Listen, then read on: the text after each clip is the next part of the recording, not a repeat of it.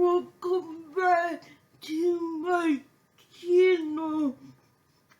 It's kinda feels like it's been a while without a video. I'm going to try to post more often, but we'll see how it goes. Before we get started today, I want to make an announcement.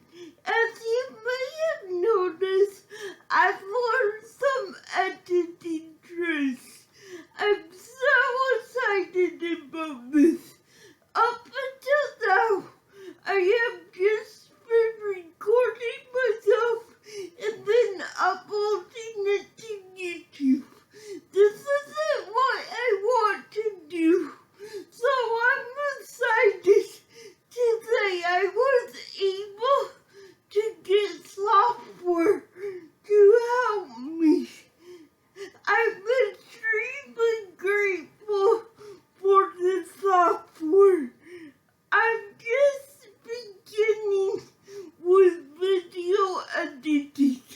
I have zero experience with video editing, so I'm learning while I do this. I'm sure I've made mistakes, but I hope I'll get better as I go. I might do something 1 week and not the next. I'm just trying to discover what I like and what works for me. So yeah, that's exciting news. So for this week, I want to revisit facts and figures behind cerebral palsy because I have some additional facts and figures. But first, I'll go over cerebral palsy again. Cerebral palsy is an umbrella term for any brain damage occurring before, during, or up to 2 years after birth. Any brain damage arising after 2 years old is considered a traumatic brain injury. Even if it occurs the same way. For example, if brain injury was caused by a baby being shaken and the baby was under 2 years of age, it would be diagnosed as cerebral palsy.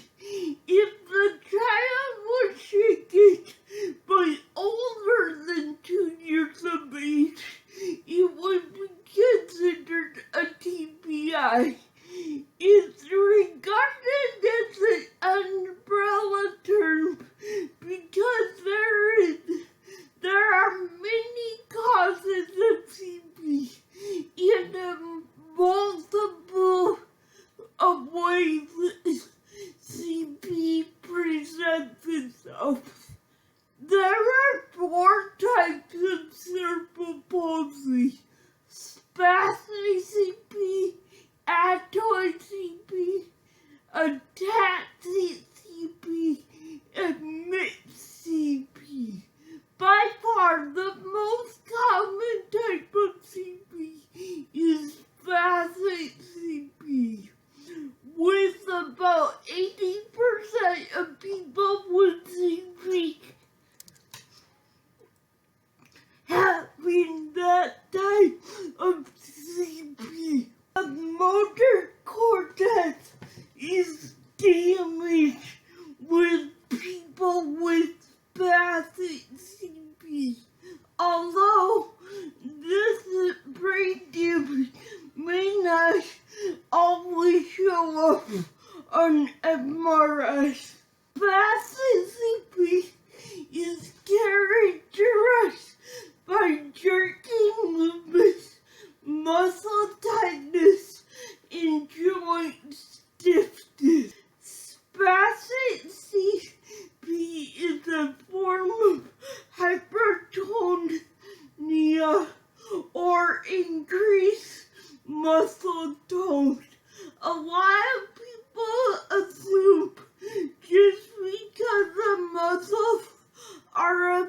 to that CP is a muscle disorder.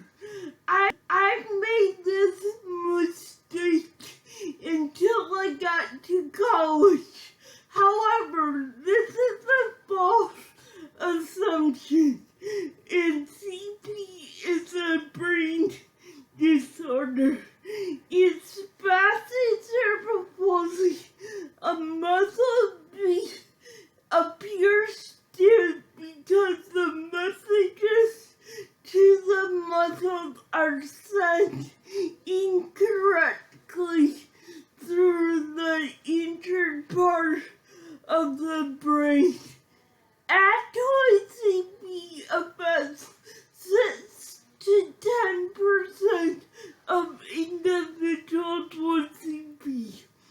Adult CP affects, it's also called diskinetic CP, but I like to refer to it as adult CP because it's easier to spell and say. Involuntary movements characterize adult CP. Adult CP's hallmark is when a person tries to perform a motor activity. His or her movements become uncontrollable. Talking is a motor activity, and I move uncontrollably when I talk and when I don't have my mouth. People have even said that I shake, rattle, and roll when I talk. The next type of cerebral palsy is the tactic CP. About 6 to 10% of people with CP have this type. Shaking movements characterize tactic CP, and it can affect a person's balance and sense of positioning in space. The hallmarks of adaptive CP are clumsiness, imprecision, and instability. Movements are not smooth and appear jerky. The muscle control is interrupted in ataxia, and it results in a lack of balance and coordination. The remaining percentage of people with CP have a mixed type, which involves a combination of 2 or all of the other types of CP. Now, just some facts and figures on cerebral palsy. CP is the most common motor disability. CP is also the second most common childhood disability, behind intellectual disability and ahead of autism. That really surprised me when I read it 4 months ago. I had no idea that CP was more common with than autism, and I have CP. I think that this is because in recent years there has been such a big push for autism awareness that I'm sure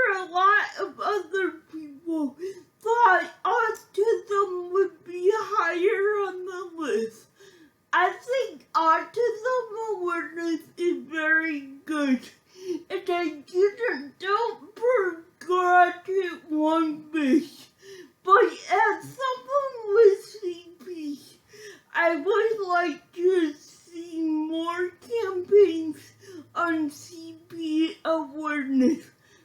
I bet many of you know that the ribbon for autism has puzzle pieces on it. But can anyone tell me what color the cerebral palsy ribbon is? The answer is green. I didn't know that until 2 years ago. And again, I have CP.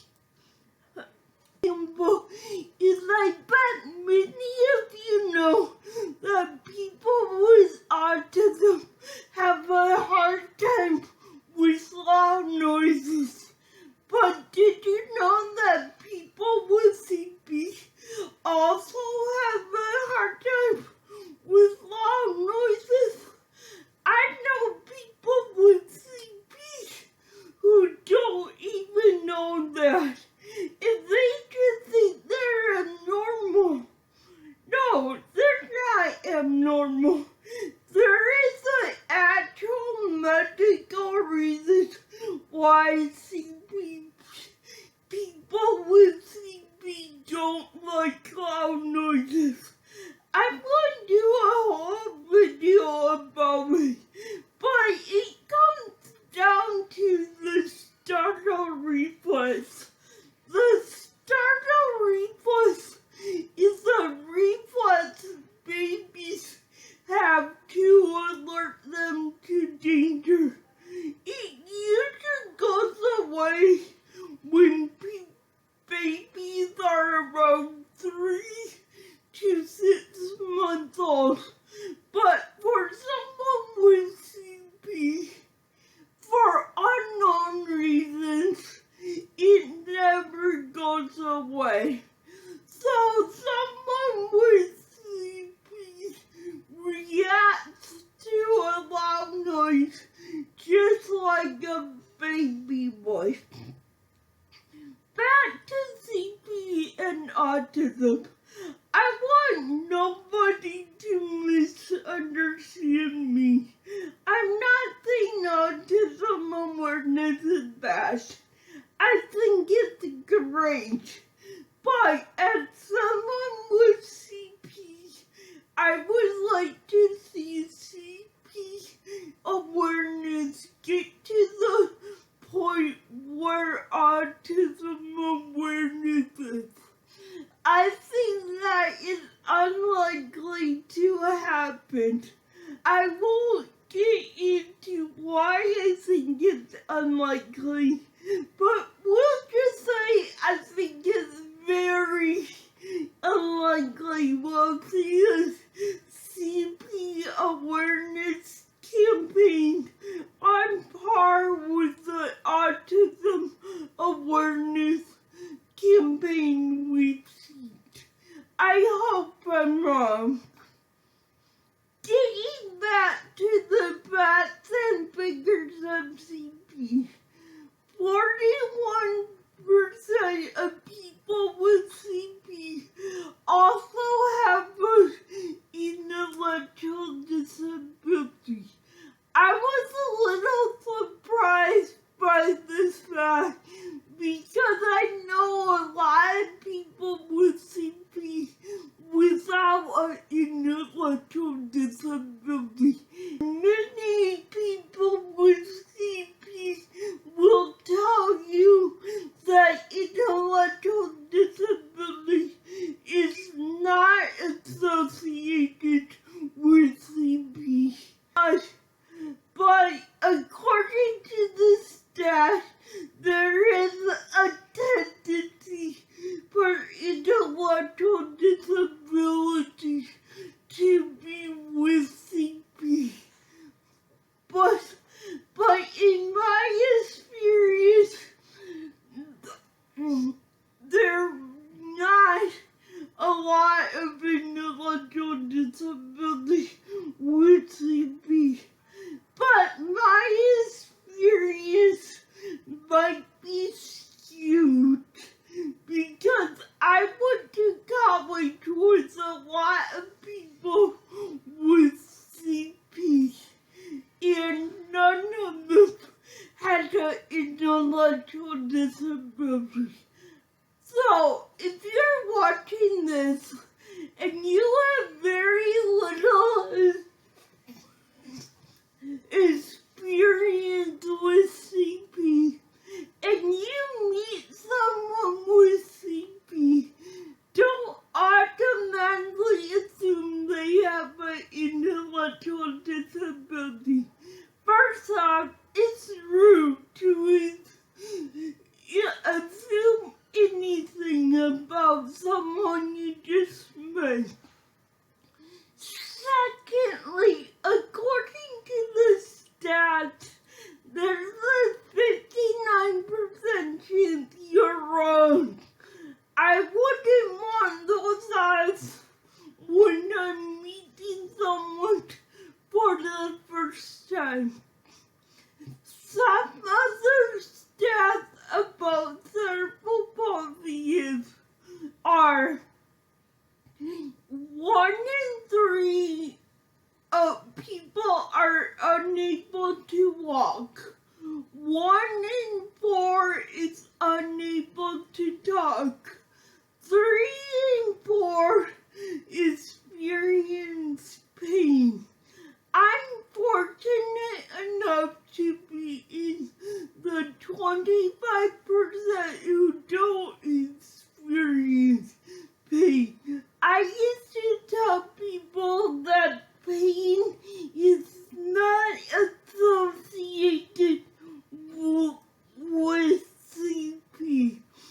It wasn't until I started listening to other people's stories that I realized that pain is associated with cerebral palsy. Back to the stats. 1 in 4 has epilepsy. 1 in 4 has a behavior disorder. 1 in 2 has an intellectual impairment. 1 in 10 has a vision impairment. 1 in 4 has a bladder control issue. 1 in 5 has a sleep disorder. I have never been diagnosed with a sleep disorder, but I am very much in this category. I have my days and nights switched around, and no matter what I do, I can't correct it. Although I haven't tried that hard. I go to sleep around 6 a.m. and I wake up around 2 p.m. After I get dressed, I take a nap until 5 p.m. And then I'm fully awake. I cannot fully wake up till 10 p.m. I do have problems if I have to wake up in the morning. Usually I just don't sleep. I call it pulling an all-nighter. It's not normal, I know, but it works for me. But my dad hates it though. Back to the stats. Finally, 1 in 5 have saliva control problems. I'm sure many of you have noticed that I have this problem. That's why I have this tendency. It sucks to have this problem. I think a lot of people see my drooling and automatically assume I have an intellectual impairment. I don't. Happens a lot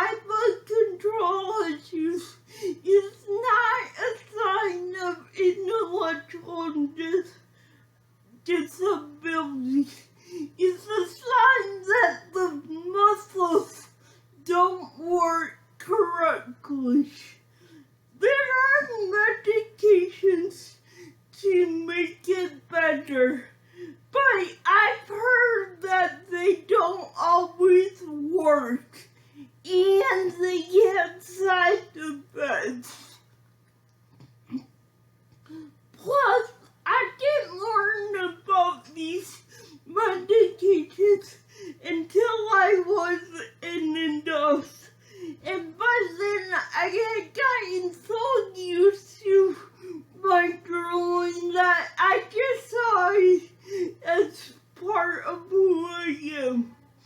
I always told myself if I ever got a job, then maybe I would try these medications to be more professional. But that day never came.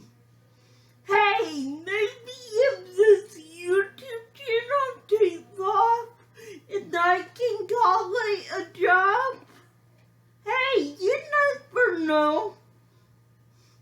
Well, that's enough for today.